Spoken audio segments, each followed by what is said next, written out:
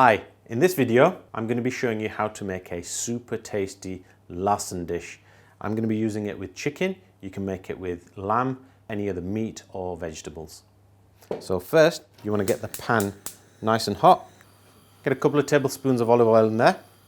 When that's nice and hot, you can add your chicken to the pan. We've got about 400 grams of diced chicken breast here. So just stir fry that chicken until it's well sealed.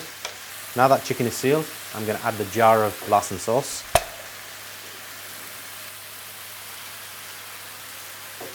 Add a little bit of water, don't waste any.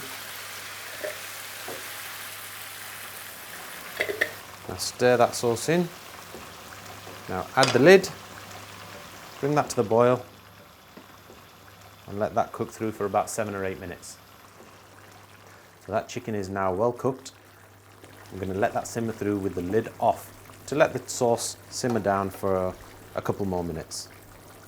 So that is now done.